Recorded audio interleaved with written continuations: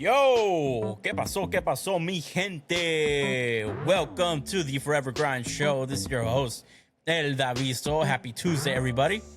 Hope y'all had that caffeine kick. Hope you make it to work early and on time and safe this morning.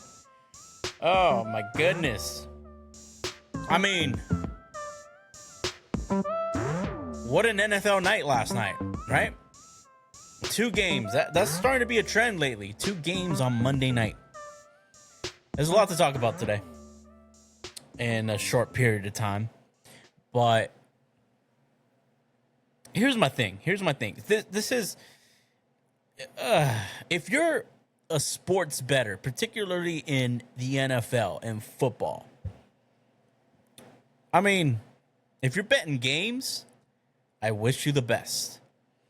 Talk about the most up and down roller coaster ride NFL season I've ever experienced. I've been watching the NFL for very long time now. Very long time. I want to say since 2000.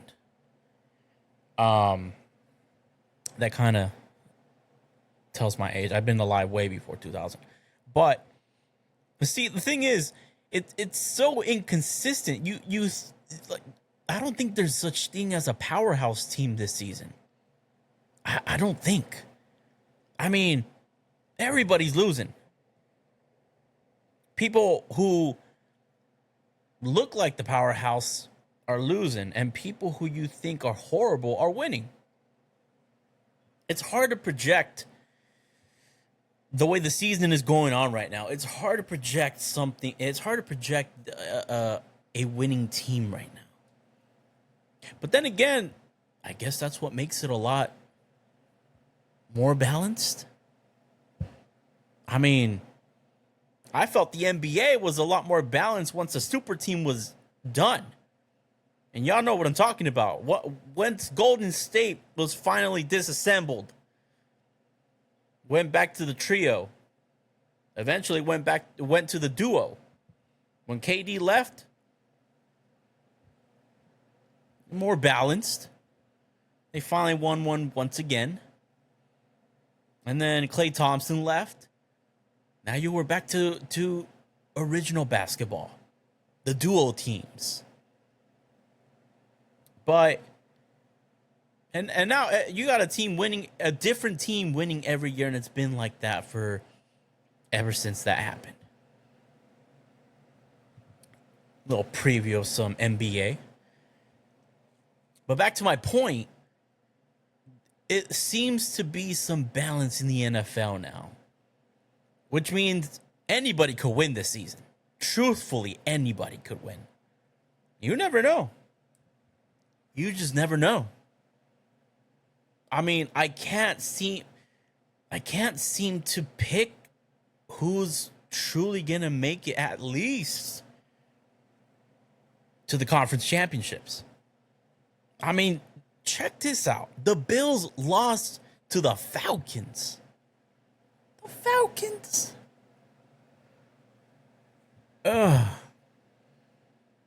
Not only did they lose that game, but guess what? They're no longer first place in the AFC East.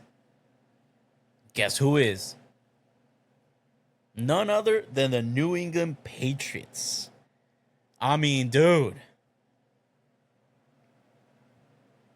Are the Pats back? Is this the long-time return of the New England Patriots? Let me tell you something. Mike Vrabel is no joke.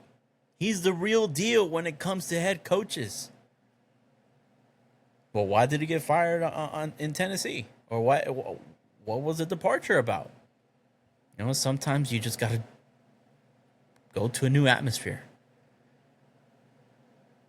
What better than to be back home?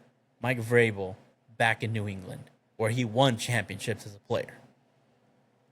Drake May, he's looking pretty good. I like what I'm seeing. Drake May looking like that type of quarterback. Not MVP level, but he's looking the type. If he does some magic this year, don't be surprised. But how about that? The New England Patriots back on top, number 1 in the AFC East. I mean, don't even act surprised. We all knew that we're going to make some noise. I did. I always thought there was something going on. Those two, Drake May, Mike Vrabel. Man, I don't know. Talk about inconsistency with these powerhouse teams, so-called powerhouse teams. There's no more powerhouse teams in the league right now. Not this season. You got other teams showing out. You got the Seahawks showing out. You got the Patriots showing out. Shoot, even Denver. It's scary how they're winning their games. Not scary on how they're defeating teams. Scary on them. But man, I figured, okay, it's been a while since I did a top 5. It was really hard to do a top 5 the past couple of weeks because it's just been so inconsistent. It's been really difficult. Other people may have done it. I didn't want to BS you guys. I really didn't. It was hard. What were we going to do? Name a top 5 and then a week later name a different top 5? I don't know, man. I'll get to my top 5 in a bit, though.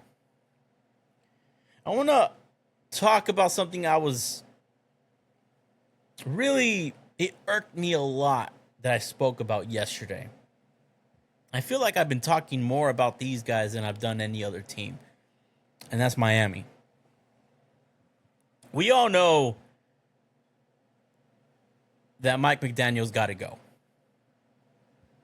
I don't know what he's still doing in Miami. I don't know what he's still doing as head coach, but he's got to go. There's no leadership coming from that guy. Clearly. Tua Tagovailoa, so he apologized about his comments. I'll respond to that apology. Even though, I'm nothing to the guy. I'm nothing to the Miami Dolphins. But let me tell you something. Okay, so you apologized. And? So what if you apologize? The cat's out the bag. Tyreek Hill apologized. Guess what? You guys haven't been the same. I mean, tell me karma doesn't exist. I don't wish the worst on people. And it's horrible the way Tyreek Hill came out. But, I mean, there's a black cat running around that organization right now. Nothing but negative energy. And it's not looking good. That locker room is lost. There's no leadership coming from anybody. Let me tell you something. This would not happen under Bill Belichick. This will not happen under Dan Campbell. This will not happen under Andy Reid. This wouldn't happen with any of the Harbaugh coaches. You know what they all had in common? There was leadership. There was culture. There was discipline. There still is. You act like that in Dan Campbell's team with Bill Belichick? Oh, you're out the door if you're under Bill Belichick. There's no doubt. But see, this is the thing. This relationship has been broken since last season. There needs to be a way out. There needs to be some type of peace. Forget the truth, forget closure, forget trying to bring people together. It's too late for that. It's time to let go, move on, and rebuild in Miami. Again, I'm not a Miami Dolphins guy. I'm a Chargers fan. But if there's anything I am more than a Chargers fan, that's a football fan. I love this sport, man.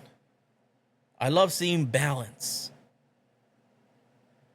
There's none of that in Miami. It's not looking pretty right now. It's not looking good. As a matter of fact, this is a means to an end. This is what you see foreshadowing the divorce, foreshadowing the breakup. These are all just little clues of what's yet to come. There's no coming back from this. There's no reconciling from this. Everybody's got to go cut their losses and try again elsewhere. Because it's not happening for Miami. South Beach. I mean, come on. I always wanted to go. I want to go. But if you're a diehard Miami Dolphins fan, this is not the way to represent. I mean, sure, hey, forget the Dolphins. All right, you got South Beach.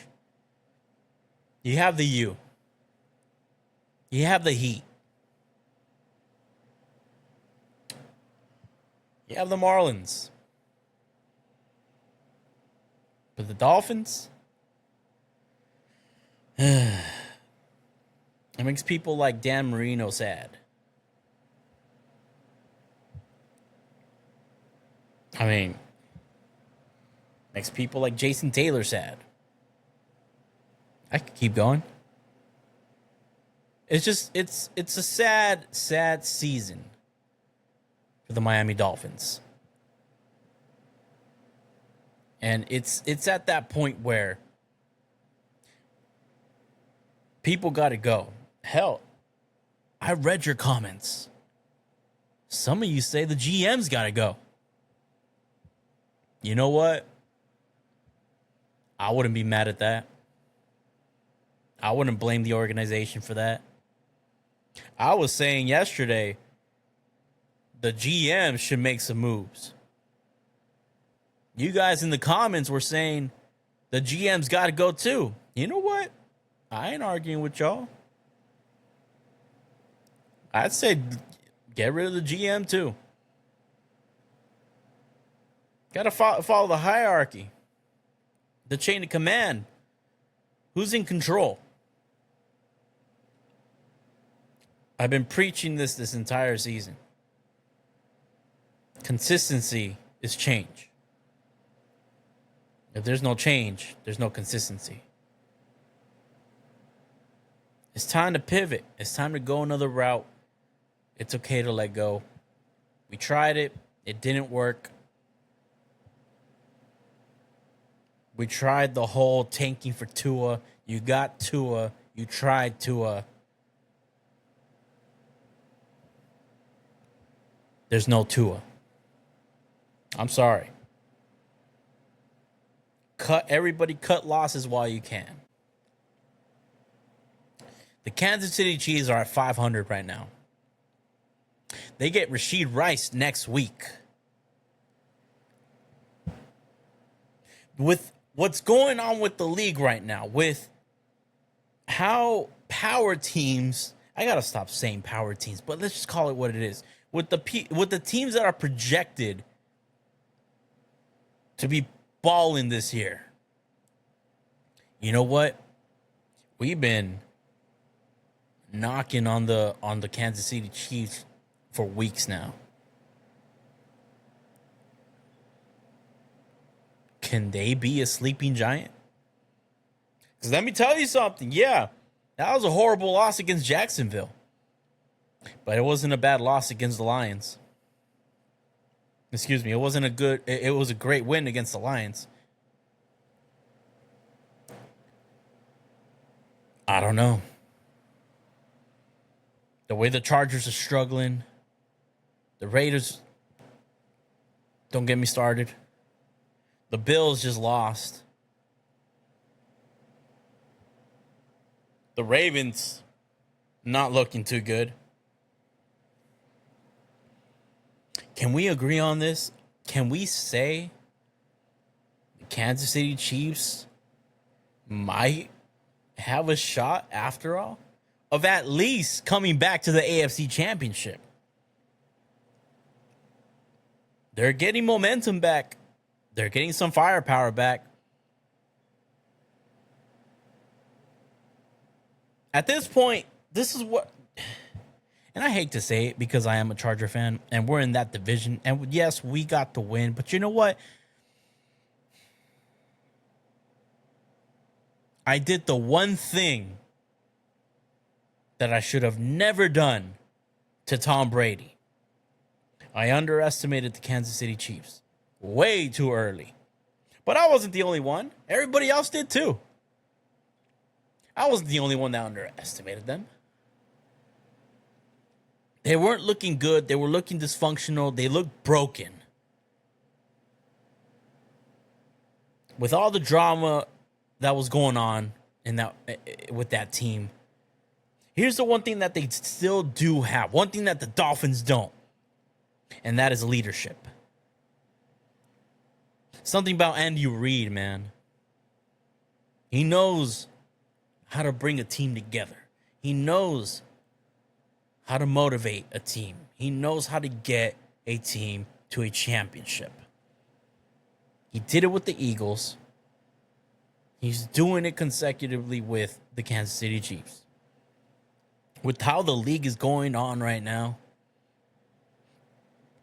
I'm telling you this right now. Don't be surprised when the Kansas City Chiefs make it to the... You know what? Screw it. The Kansas City Chiefs are going back to the AFC Championship. Book it. They're going to do it. Kansas City is going back to the AFC Championship.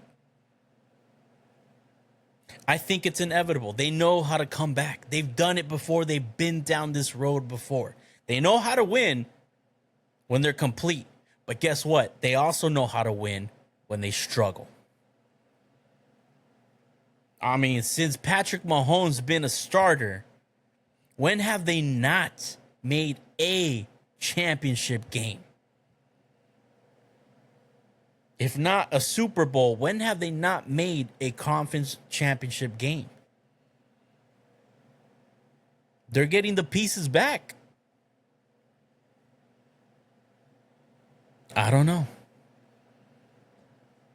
Have we woken up a sleeping giant? Rashid Rice is coming back. I don't think he's going to come back fully in 100% mode, even though he should be 100% recovered. But when it comes to players coming back from injury, when it comes to players coming back from a long absence, I believe it's about to be a year. Give or take. I'm guessing here because he was down in the middle of the season last year.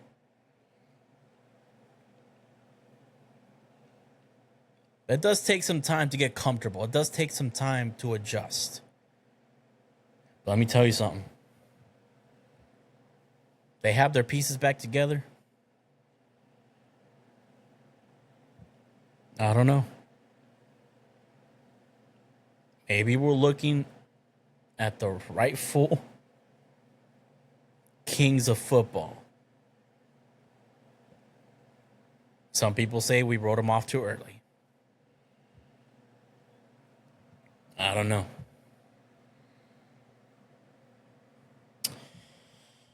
Alrighty.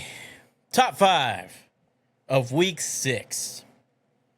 I'm going to do this swiftly as I can. I'll break it down briefly. These are the top 5 teams that I think are top 5 in week 6. I had a little struggle with this 5th one. I'm going to name them from 5 to 1. Top 5. Number 5, the Seattle Seahawks. Sam Darnold seems to know what he's doing. He's throwing the ball right where he needs to throw it. He's scoring points. He's leading that offense. I think they're number 5 right now. And number 4, the Pittsburgh Steelers. I mean, shoot. It's Mike Tomlin. Give him the right quarterback. Give him the right receivers. He's going to do a lot more than give you a winning season. Aaron Rodgers, that's where he should have been this whole time. DK Metcalf, that's the number 1 weapon that Aaron Rodgers has been waiting for years. There's consistency and balance. I think Steelers got something big coming. I think they're a threat in the AFC for sure. Number 3, the New England Patriots. Mike Vrabel, Drake May. I mean, I don't know. It's looking good, y'all. They're number 1 in the AFC East. There's a lot going on for them right now. They're getting stuff done. Number 2, the Indianapolis Colts. Daniel Jones is in the run for MVP candidate with Baker Mayfield. I mean, shoot. They're killing it out there right now. This is talk about a breakout season for Daniel Jones and the Indianapolis Colts. They're getting stuff done, man. I think they're number 2 this week. And number 1, the Tampa Bay Buccaneers. I mean, shoot. You got the leading candidate, Baker Mayfield. Let me tell you about something about Baker Mayfield right now. He's doing more with less. You don't have Mike Evans. You do not have Chris Godwin. Dude is killing it out there. He's about to upgrade from Heisman Trophy winner to MVP. The Bucs are killing it right now with less. And if they're doing that with the minimal players that they have, with the minimal talent, and Baker Mayfield he's running the football, they're number 1 in my book right now. That's all the evidence you need.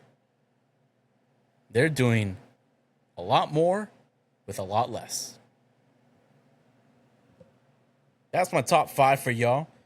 The Seahawks at number 5, the Steelers at number 4, the Patriots at 3, Colts at 2, Tampa Bay at 1. Comment down below what your top 5 is, or tell me if I've got it wrong. Maybe I have them right. Maybe it's a different order. That's the way I see it this week. To close it down, I was struggling. I thought it was tied with the Seahawks and the Packers at that 5 spot. Well, why didn't you put Kansas City Chiefs? If they're really that good, if you really feel that much about them. Well, again, they're at 500.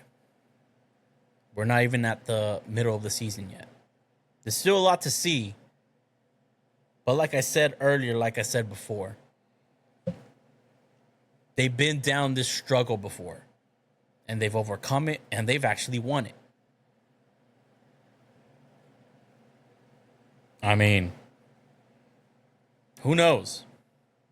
I know next week we'll probably be talking. The way this season has been going, let me tell you something. This top 5 that I have this week, nothing like the teams we had at week 1. Nothing like the teams we had at week 2. I think after week 4, that's when we started seeing some different changes. So I don't know. Next week, will we be seeing a new top 5? Will we be seeing the same teams for week 7 top 5? Man, I don't know. But we'll see.